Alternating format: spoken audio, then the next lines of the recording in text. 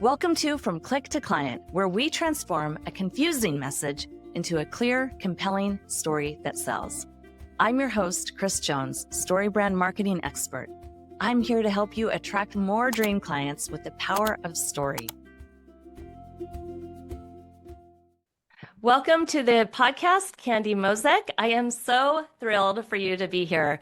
Candy is a business and mindset coach. And let me tell you, we've been talking before I hit record, and the Venn diagram of our work is very, very deep. And so I'm so excited to share her brilliance with you today. So Candy, tell us a little bit more about you. Tell us what you do and what's your special sauce. Okay. So first, thanks for having me on the show. I'm really looking forward to the conversation. So what do? I help coaches launch their business and sign clients. And most of the people that I work with are high achievers, professionals. They've been around the block and they've climbed that career ladder, and they really want a business that's going to be their business. It's going to be a business that makes money, that is an excellent side business, and lots of them want to quit their job. So I help them do that transition from corporate person to self-employed. So that's what I do. Which is a very scary thing to do, right? When you've been getting this paycheck month after month and insurance. I talk to a lot of my clients are really fearful about like losing insurance or having to pay their own insurance. And there's these things that we get hung up on that make us feel like this transition is jumping off of a cliff blindly, but it doesn't have to be. And let me tell you, and I think we could probably both attest to this, the freedom on the other side of that, like I consider myself 100% unemployable. You'll never, ever want to go back. I love that. I never thought about being unemployable. Maybe that's true for me. I love that. And this whole thing about we've been programmed to think that our job is security. And, life has happened. And I mean, we've been around for more than 5 years. How many times have you worked for a company where they did a downsizing through no fault of your own? And I know many people who were made redundant. They just happened to be that line on the spreadsheet, and they were below the keep line. Great people, star players, really excellent team members, and that job can be gone in an instant. And so that's one of the reasons that I really love this idea about having a side business, because when that happens, and it can happen to anybody, you are not so freaked out, right? It's like, it's okay. I have clients. I have contracts. I'm still going to be okay. I'm going to be able to pay my bills. Right. And we owe that to ourselves and our family to have that. Oh, it's such peace of mind knowing that you've got a backup plan, even if you do want to keep your day job, like dipping your toe in and getting started with your own thing, is only going to give you peace of mind, make you better at what you do. And if you ever decide to take the jump, like it's a much softer landing. So most definitely. Yeah. Tell me a story about a client that came to you in this position and how you helped her navigate the path forward. And tell me a story about like what kind of success did he or she have? I love that. Yeah. So I coach coaches, but I also have a number of people who are currently leaders, and they come into my world and, they're real up and comers. They're really climbing that ladder, shooting for the AVP level or the C-suite level. And so one client in particular is a fellow, and I've worked with him for a number of years, and he was a top player. And then after coaching together, like just pure leadership coaching, how to manage your mind, how to choose what you think, how to shift your perspective, how to become emotionally resilient, and to really get in tune with creating a career that matched his values, he started saying, I kind of like this coaching thing that you do. I'm interested in being a coach. So guess what? Off he goes and he does his coach training. And now he is on contract coaching for one of the big universities in the States. And so that, like it's not like he went from rags to riches, or that he went from, a job to being a 7-figure business owner, which is a wonderful thing. The transition for him that was so important is he's doing something that he loves. He's gone from the, oh, I got to deal with these KPIs and this metrics and this reporting to, I get to talk to these amazing people. That is Right. just an invaluable transformation. Oh, it's so beautiful. And a lot of the leaders that I work with are lonely. I mean, it's a lonely position to be in, to be a leader, because people are looking up to you. You don't have anyone to confide in often, or you can't, like, if you're worried or concerned or struggling, you can't show it, which I think amplifies those emotions so much more. So what a gift for him to be able to really witness what you're doing, right? And unknowingly get exposed to a completely different career. And so often, like, even if we're not making a bajillion dollars doing our own thing, we're at least making what we were making before, but with so much more freedom and so much Mhm. more joy. Yeah, and so there's two things. First, I really hear you about that loneliness, and it just when you were describing that, it just really hit me hard because I've been that leader. I was in corporate for years and years as well, and I've been that leader and I know that feeling. And so just, if there's anybody listening to this and you heard Kris say that, just know that it doesn't have to always be that way, that there's other people you can talk to that are a safe space. It's not a conversation that's going to be a career limiting move for you. It's going to be a place that you could have a nice, safe conversation and really tell somebody what's going on. So I didn't want to let that slip because it's too important for people. And then on the other side is, oh gosh, now I've lost my train of thought. So It'll come it'll come back to you. yeah, One of the things that I mentioned was that even if you're not making more than you were, you're typically making what you were making with so much more freedom and so much more joy. So, that's so helpful. I love that. And so the thing that's interesting is that you might be used to a salary, like I say that with a capital S, salary with the bonuses and all that kind of stuff.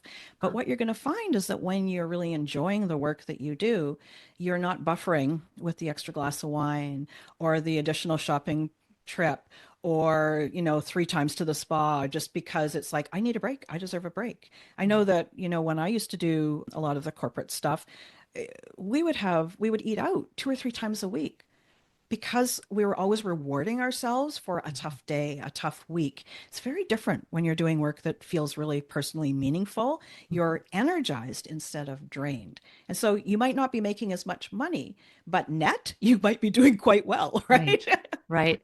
Now tell my listeners a little bit more about buffering, what that means. Like, I know that term, but once I learned it, oh my gosh, did I have awareness around where I was buffering in my life? And but it's a foreign term to a lot of people. So let's hear more about that.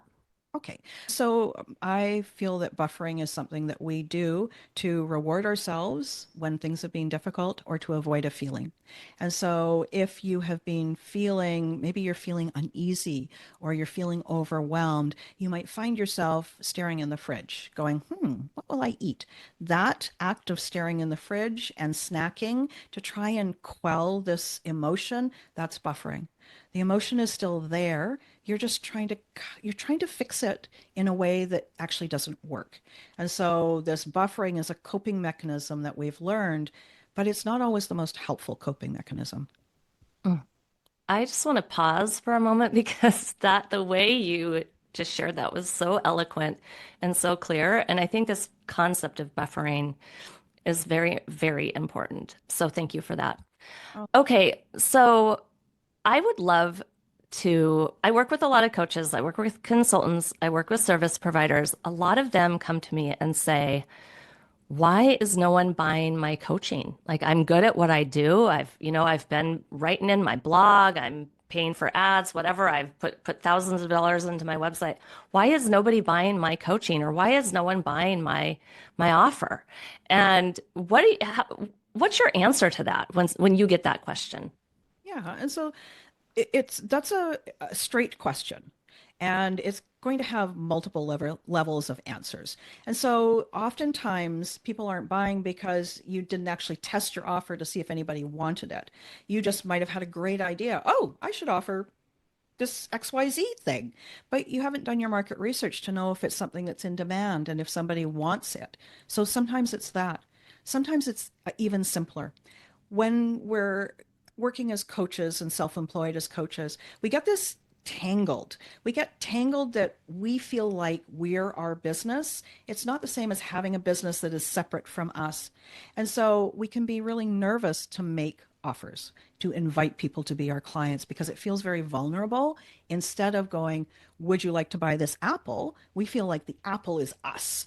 And so to allow yourself to get a little bit of separation is helpful. You are not your business. You are an entire whole person who happens to have a business.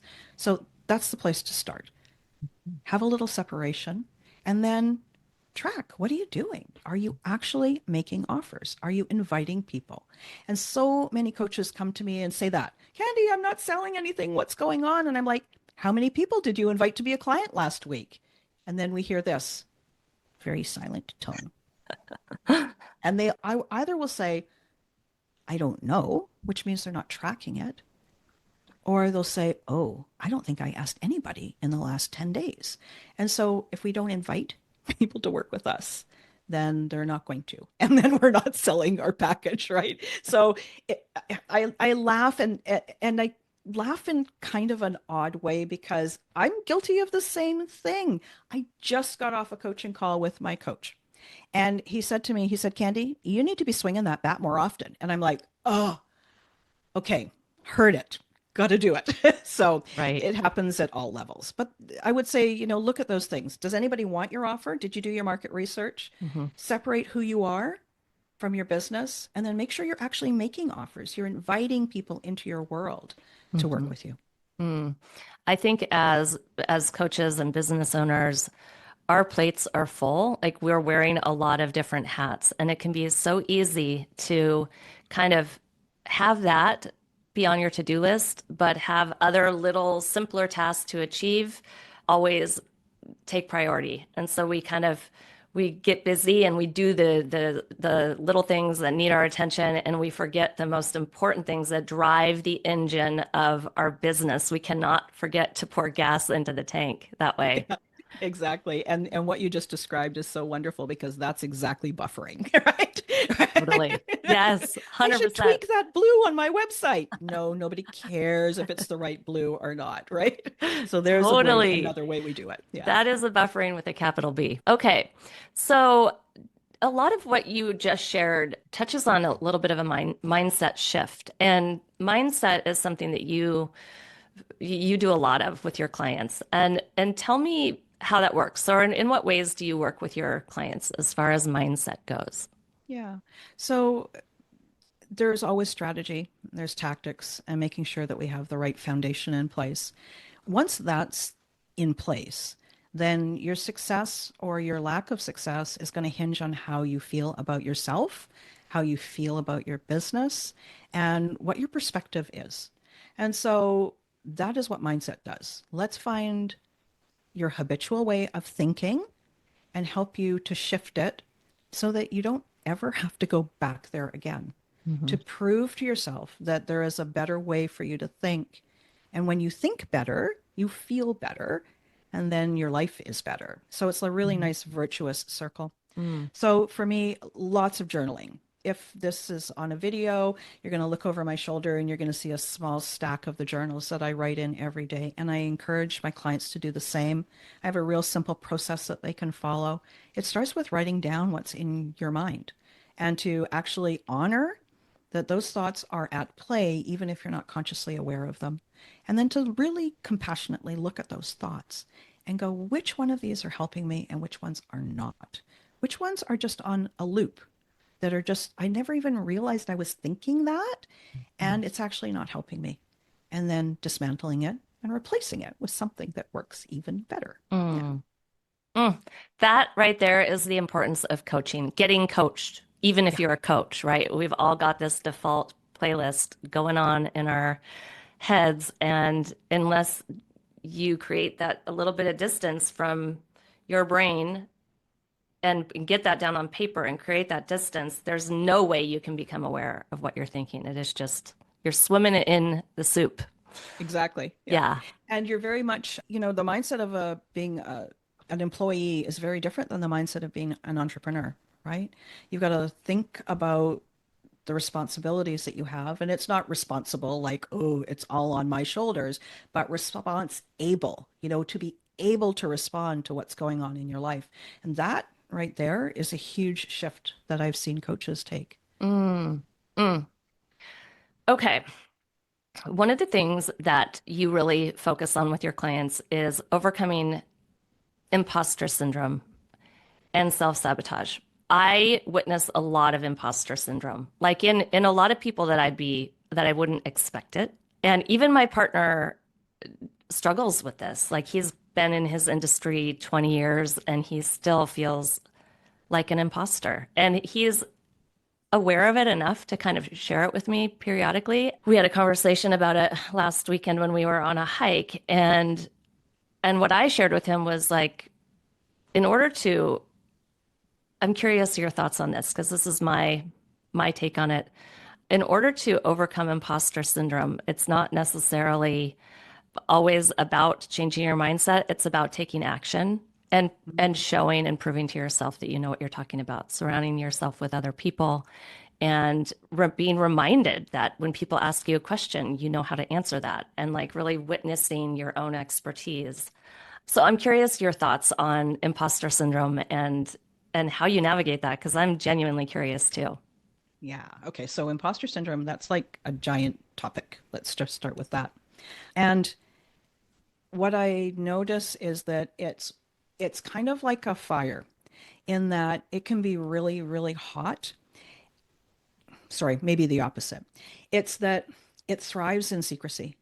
That's where it really gathers its power, is where you have this feeling of like, who am I?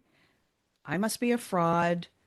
Oh, somebody's going to find out. I'm going to make one mistake and this entire house of cards is going to fall down. And then I'm going to be embarrassed and I'm going to lose everything. And I'll be on the street like a bag lady with my grocery cart.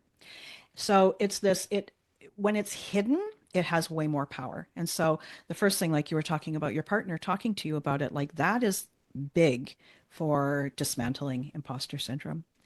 The other thing is that I think that it is so helpful for people to know that I think it's 70% of adults experience imposter syndrome.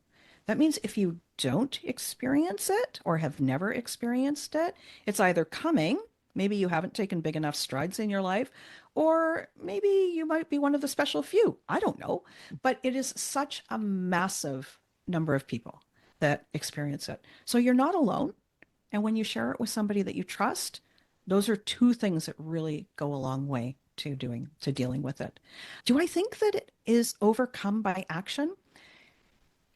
I don't agree with that Mm-hmm. because just from my own experience, I've had so much imposter syndrome in my life. And what that did is it made me into an overachiever because I thought if I could plug all the holes in the bucket, nobody would ever find out. And so in that case, the action actually kept me in the imposter syndrome because I was just using it to try and not be vulnerable Mm-hmm. instead of sharing it with somebody like, oh, I don't know how I did on that presentation, right? Mm-hmm. So action, but maybe a certain kind of action. Maybe an action that is keeping journal or a file on your computer or on your phone of when people have said, wow, that was amazing. You did a great Mm. job there. Or something that you did where you feel like, I did good. So keeping that little treasure chest of reminders that you're not a complete loser and that you actually have something valid to say and reminding yourself by looking at that. So that kind of action, but avoiding that Mm. overachiever kind of action, Totally. Just the making balance. sure everything is perfect, which is the path to exhaustion, honestly, and you'll never kind of get to the point of perfection that you're trying to maintain. The Totally. type of action that he and I were talking about was taking action by connecting with a handful of other people and other experts in his industry and really surrounding himself with other people. So truly not staying alone in this mentality. And I have found when I'm surrounded by other people who are doing similar work as I am, or kind of at the same phase of business ownership as I am, that we're all struggling with similar things. And that can be so reassuring and really validating, or those people that we respect have questions that we can answer or contribute to and help support them. And that can be really reassuring as well. So, yes, I think I really love what you shared about secrecy being the thing that kind of keeps that belief alive and vibrant. Yeah, and I really appreciate the action that you're talking about too. This idea of having, surrounding yourself with people that you admire. They may be at the same level, but there's skills and characteristics that they have that you really admire, and reminding yourself that you belong there, right? Like that's a big deal. You're in good company. It's a really big deal. And it's really fun. Okay, so as we wrap up, I want to talk a little about the current landscape online as far as for coaches, for self-employed people. What's going on right now? Like we're at a time where politically things are a little bit uncertain. I think a lot of people are buying differently than they maybe have in the past. More financial concerns. Like, tell me from your perspective, how are you looking at this? And how are you working with your clients around this? Yeah, and so you can see my head nodding. Yes, yes, yes. I see a lot of people wanting to pull back in their spending, pull back on actually doing a lot of things as well. And it's this kind of running to safety. If I can sort of keep all my little ducks in a row really close to me, then I'll take care of all my physical needs, all my emotional needs. And so I know that that's a tendency. And by no means would I ever suggest somebody sort of continue business as usual and assume that everything is going to be fine and that we're going to go back to the way things were, because life is changing. So we've got the political changes, we've got the economic changes, we've got the changes driven by AI. And so what happens in that environment is that some people get really scared, get freaked out.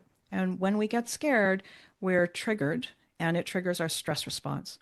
So what I'm always suggesting for people to do is to notice, are you feeling relaxed and smooth in your body, or are you feeling tense?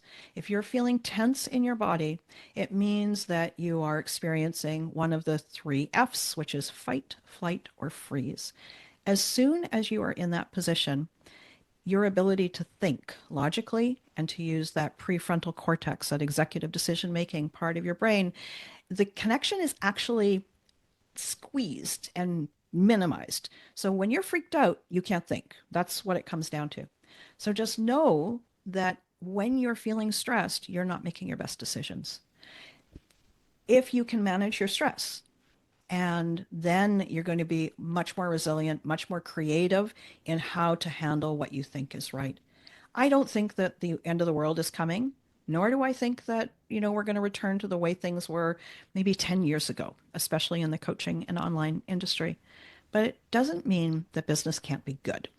If we're doing good work and we are marketing well and we are really helping our clients and making a difference in the world and we're making offers, there are people who want that help.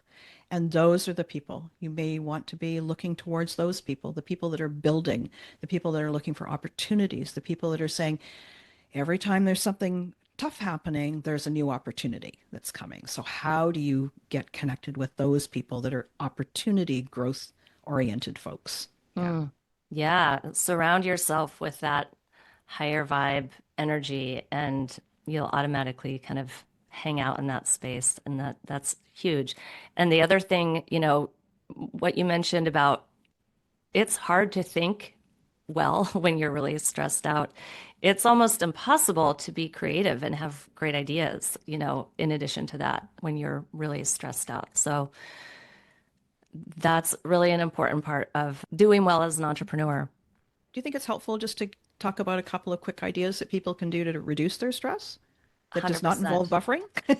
Yes, yes. Buffering goes to the side. Yeah. What are some things that we can do? Yeah, so it can be as simple as put on your shoes and go for a walk outside. If you're sitting at your desk or at your workspace and you're feeling really stressed and you've just got it up to the top of your head, just get outside and walk. Walking and daylight, especially, and nature, those are all three big things that you when you take part in them, it reduces your stress. We are meant to walk.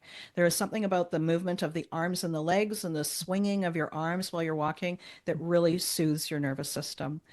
Similarly, nature. Maybe you're a beach person, maybe you're a forest person, maybe you're a field person. Get out into the nature that really works for you under daylight, not in incandescent light. And then the other thing that you can do is EFT tapping, which is a great modality. It's available to anybody. There are so many wonderful free resources available. You just take those few little things, walk outside and get in nature and try Mhm. some tapping, and you've got everything that you need to really diffuse a lot of your stress. Mm. I love that you mentioned tapping. I have a tapping coach that I work with every other week. We meet for an hour, and I'm blown away by how deep we get in within 1 hour and the things that are inside me that get released with her help. It's really mind blowing. But also, you can get on YouTube and find tapping resources for free. So, Yes, exactly. I love that you work with a tapping coach. I think that's amazing. I've never worked with one before. well, I'm Cool. happy to. I'm happy to share her information. Her name is Melanie Fay. Okay. So she works with a lot of other coaches, and I she came highly referred, and I've never looked back. It's really been life-changing, honestly. It's Amazing. yeah, and it's not, a lot of people don't know about tapping. I think people know about EMDR. I think tapping's kind of in the realm or they're related somehow, but tapping, a lot of people don't know about tapping. So I'm really glad you Yeah. brought it up today. Yeah, and Yeah. there's some great peer-reviewed studies out these days too. They're doing a lot of research on it, which is great. And you can do it yourself. Like I do it with Melanie because I need that accountability and I really enjoy working one-on-one. But a lot of the coaches that are in my circle just tap on their own when they need it. They know, okay, I need to tap through these emotions and it's a really beautiful way to support yourself. Yeah, I Yeah. agree. I tap almost every morning. Yeah, it's Yeah. great. Do you tap around different issues or do you kind of tap through the same with the same focus? So I either use the Tapping Solution app or I follow Brad Yates on YouTube. I love him. He's like the Mr. Rogers of tapping, is the way I think of him. And what I found is that usually I'll do a round of whatever is the topic, and something will occur to me. And then I'll just tap independently after that and kind of work through like, what's going on with that? Why did that show up? And get real Mm-hmm. curious about it. I love it. All right, Candy. Well, as we wrap up today, I have one final question for you, which is what is one thing that you wish someone had told you when you were first starting out? That you can be an amazing coach and broke. You need both. You need to have the marketing and the business skills and something that is going to really help your dream clients and be an amazing coach. And you've got Mm. to do both those things if you Right. want to have a business. I can't tell you the number of fabulous, fabulous coaches that I know that have hardly any clients. And that's just a shame. Yeah, so that would be it. It is, and that makes me think about what I witness a lot with my clients, which is coaches who are highly qualified. They know their stuff. Their marketing, their messaging is pretty flat. It's not a true representation of the magic that they bring to the world. And somehow they think getting another certification is going to be the thing that they need to do. If they can only get more qualified, if they can only get another certification under their belt, which nothing wrong with being very certified, but once you know your stuff, you don't need additional certifications unless you're just doing it for the joy or you want to enhance, the way you serve your clients. What you really need to pair with that is great marketing, great messaging, and finding those people that desperately need you to help them solve this problem. Yeah, and to really work on your belief in yourself as well, right? Like you might believe that you're a great coach, but do you believe that you're a successful business owner? Or do you believe that you're always going to struggle, that it might not be for you? This is the place you get to choose. Mm. All right, mic drop moment there, Candy. Tell us where my listeners can find you. So the funnest and easiest way is to come and listen to me on my podcast. I have a podcast called She Coaches Coaches. The title is a mouthful, but I release episodes weekly. And Kris, you're going to be a guest on my show too. So there's going to be a great episode where you and I speak there. But that's the best way to find out more about me. Just come and listen. Perfect. All right. Well, thank you so much for your time today. We covered a lot of territory, and I know it's going to be really helpful. So thank you for your time. Is your website turning away potential clients? I can help you turn that around. Book a money-making messaging call with me today, and we'll transform your story into your most powerful sales tool. That's all for this episode of From Click to Client. Don't forget to subscribe and follow. I'm Kris Jones, and I'll see you next time.